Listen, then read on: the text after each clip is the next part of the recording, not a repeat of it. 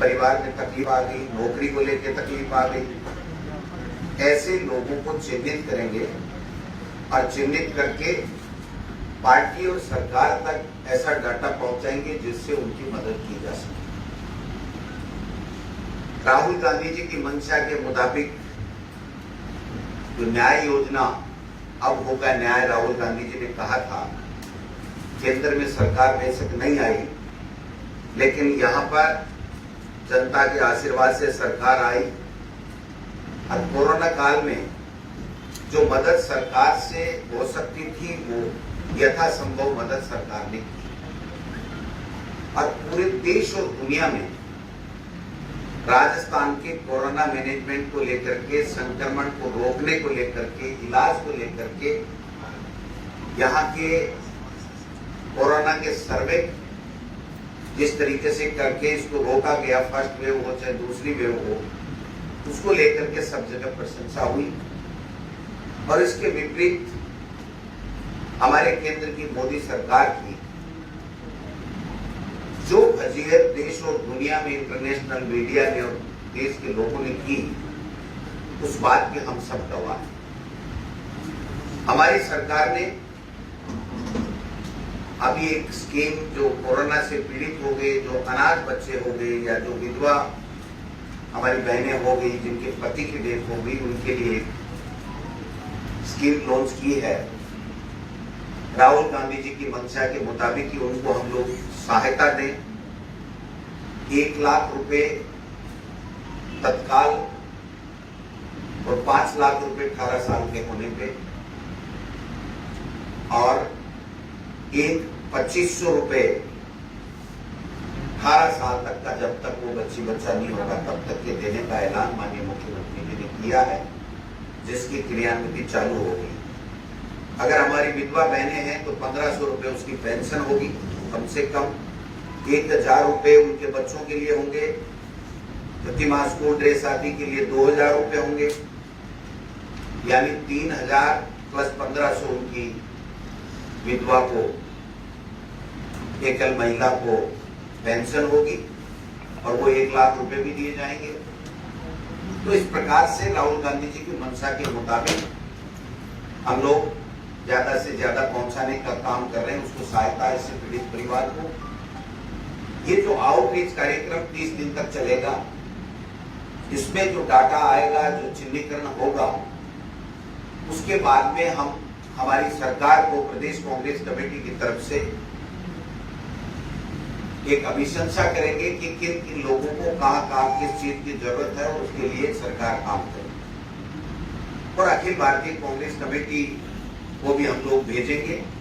हमारे पार्टी के कार्यकर्ताओं ने, पदाधिकारियों ने, नेताओं ने, सबने इस कोरोना काल में बहुत अच्छी मेहनत की है और हमारी सरकार ने बहुत ही शानदार मैनेजमेंट किया। और हमारा ये सौभाग्य है कि अरुण सिंह जी, जो भारतीय जनता पार्टी के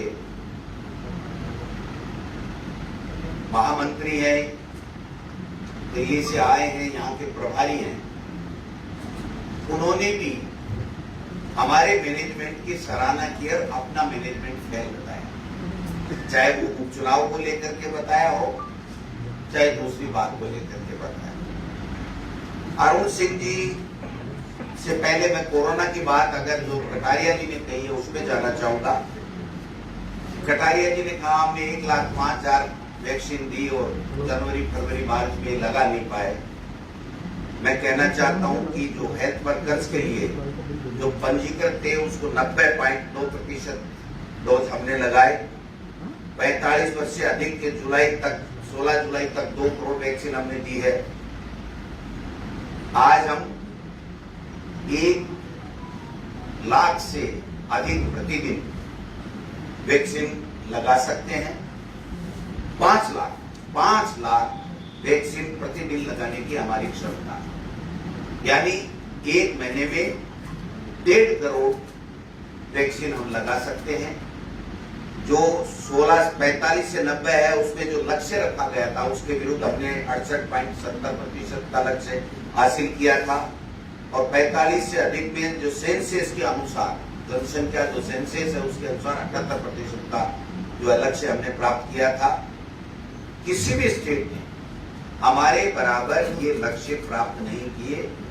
और शुरू के दौर में जब तक वैक्सीन भारत सरकार दे रहा था, पूरे देश में सभी स्टेट्स में राजस्थान प्रथम था।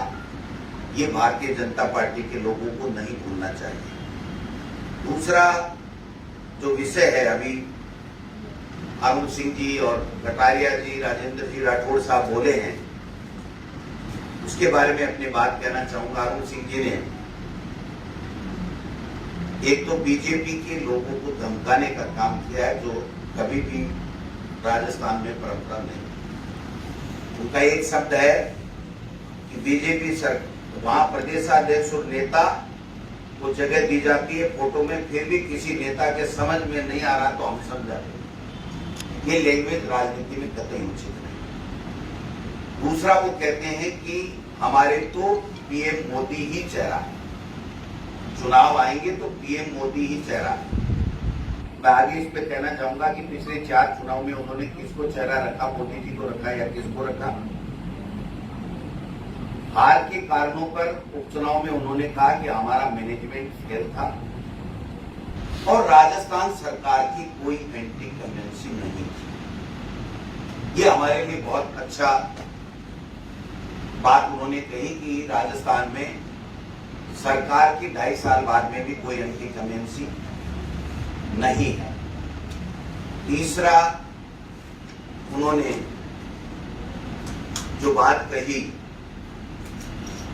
कि साहब हमने कभी भी पीएम मोदी का ही चेहरा रखा, हम कोई चेहरा नहीं रखते। कटारिया जी ने भी कहा 2013 और अध्यक्ष को कोई हम कभी चेहरा नहीं बना।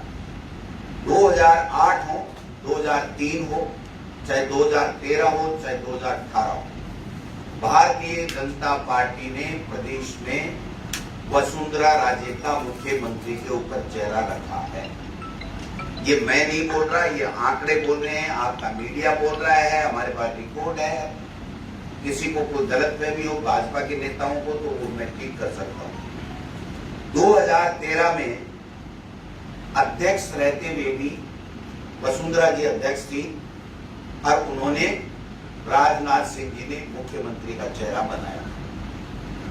2018 में ये कह रहे हैं ना हमारा कोई चेहरा नहीं होता, हमारा तो मोदी चेहरा होता है। वो तो पता लगेगा जब सामने आएंगे तो मोदी कितना चेहरा रहेगा।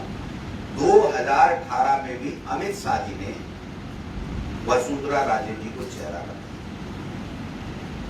ये कहना क्या चाह रहे हैं, साबित क्या करना चाह रहे हैं?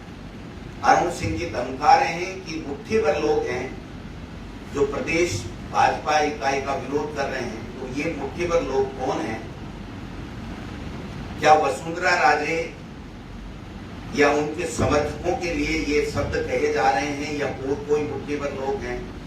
हम समझ नहीं पाए। तो मैं पूछना चाहता हूं प्रेस के माध्यम से उन महान नेताओं से कि आप राजस्थान में आकर के इस तरीके का बयान देकर के यहाँ सुने हुए जनप्रतिनिधि, चाहे वो किसी भी पार्टी के हों, भाजपा के नेताओं को जो धमकाने का काम कर रहे हैं, मैं समझता हूं कतई उचित नहीं।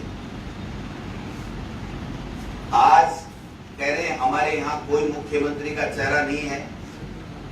आज स्पष्ट कर दें कि हम किसी को भी चेहरा आगे नहीं बनाएंगे। ये बार बार कहना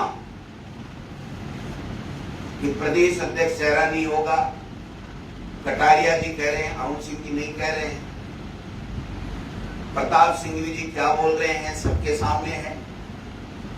कहने का मतलब भारतीय जनता पार्टी में इतना बिखराव है। भारतीय जनता पार्टी को चाहिए कि केंद्र में उनकी सरकार है, उनको मोदी जी से फ्री वैक्सीनेशन में ये 2 महीने जो गंवाए, लोगों को जान गंवानी पड़ी, वैक्सीन नहीं मिल पाई, खाड़ी देश में जाने वाले लोग दूसरा डोज नहीं लगने से जा नहीं पाए, तीसरी लहर की क्या तैयारी होनी चाहिए वो ये नहीं कर पाए। मैं पूरी तरीके से कह सकता हूं दावे के साथ कि केंद्र की मोदी सरकार कोरोना मैनेजमेंट को लेकर के, उसको आने की अनुमान को लेकर के पूरी तरीके से फेल हुई। 29 जनवरी 2021 को प्रधानमंत्री जी ने विश्व आर्थिक सम्मेलन में कहा कि हमने कोरोना को हरा दिया। यानी प्रधानमंत्री जी मान चुके थे कि अब कोरोना दोबारा नहीं आएगा, इसलिए उन्होंने कोरोना को लेकर के कोई मैनेजमेंट नहीं किया। 7 मार्च 2021 को स्वास्थ्य मंत्री हर्षवर्धन जी ने कहा कि कोरोना का अंतिम दिन है। तो आप समझ सकते हैं कि उनकी नासमझी के कारण से ये कोरोना आया और हमारे इतने लोगों की जानें गई। मैं तो इतना ही कहना चाहूंगा कि आप इस तरीके की बयानबाजी नहीं करके, आपको जो केंद्र में सत्ता दी है, 25 में से 25 सांसद दिए हैं, तो आपको देश की महंगाई कम करनी चाहिए,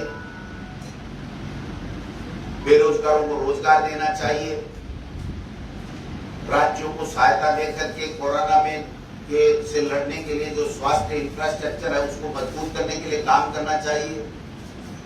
25 में से एक सांसद ने कभी जाकर के मोदी जी के सामने, अमित शाह के सामने ये हिम्मत नहीं जुटा पाए ये कहने की कि राजस्थान को आप मदद दीजिए, वैक्सीन दीजिए।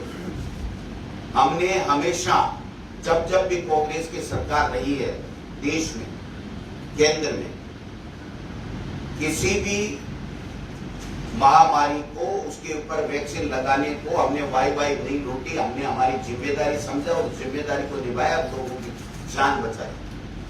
देश के प्रधानमंत्री जी वाई लूटने के लिए पूना में 7 एंगल से फोटो खिंचवाते हैं और वहां जो बनने वाली वैक्सीन है जिसका 90% विदेशों में जा रहा है उसको स्वदेशी अपनी वैक्सीन बता रहे हैं और देश के लोगों को, राज्यों को अपने हाल पे छोड़ने का काम कर रहे हैं। और उसके बाद में जब सुप्रीम कोर्ट की फटकार पड़ी, राज्यों में ग्लोबल टेंडर से वैक्सीन नहीं प्राप्त हुई, तो मजबूर होकर के हमारे नेता राहुल गांधी जी, मनमोहन सिंह जी और सोनिया जी और विपक्ष के हमले और उनको घेरने के कारण से और सुप्रीम कोर्ट की लताड़ के कारण से उन्होंने फ्री वैक्सीन देने का वादा किया। और अभी भी मैं कहना चाहता हूं कि आज भी राहुल गांधी जी ने ट्वीट करके कहा है कि तीसरी वेव आ रही है, खतरनाक है, बच्चों के लिए खतरनाक है। आपको उसके लिए बात करनी चाहिए, जबकि केंद्र से आकर के भाजपा के प्रभारी अपनी लड़ाई को कुरेदने में लगे हुए हैं, एक दूसरे को स्थापित करने और एक दूसरे को पीछे धकेलने के लिए यहाँ पर आ रहे हैं। उनको चाहिए कि केंद्र में सरकार है तो प्रदेश की जनता को ये बताएं कि हम तीसरी वेव को रोकने के लिए क्या मैनेजमेंट कर रहे हैं, क्या हम बच्चों के लिए वैक्सीन इजाद कर रहे हैं या कैसे हमारी स्कूलें खुलेंगी, कैसे पीड़ित लोगों को हम मदद कर पाएंगे, ये बात करनी चाहिए। और यहाँ आकर के इसको अध्यक्ष नहीं बढ़ाएंगे, इसको अध्यक्ष का वसुंधरा का फोटो नहीं लगाएंगे। राजेंद्र जी राठौड़ कुछ ही कह रहे, कटारिया जी कह रहे मैं तो पर्दे के पीछे नहीं करता, खुल के करता हूँ। भाई क्या करते हो बताओ तो सही, खुल के क्या करते हो? हमने तो ये सुना था कि भला आदमी पर्दे के पीछे ही काम करता है। अब आपने क्या खुल के कर दिया, क्या पर्दे के पीछे कर दिया, हमारे तो समझ में नहीं आया। इसलिए मैंने सोचा मेरे पत्रकार बंधुओं से, भाइयों से चर्चा करूं कि कटारिया जी को पूछो क्या पर्दे के पीछे करते, क्या खुल के करते, मेरे समझ में। उन्होंने कुछ नहीं किया, वो बयानवीर नेता है, भाषण देते हैं। RSS में उनको सिखाया जाता है कैसे झूठ पे झूठ बोलो और झूठ को सत्य साबित करने में अपनी पूरी जिंदगी लगा दो। मैं समझता हूँ शायद कटारिया जी भी यही करें।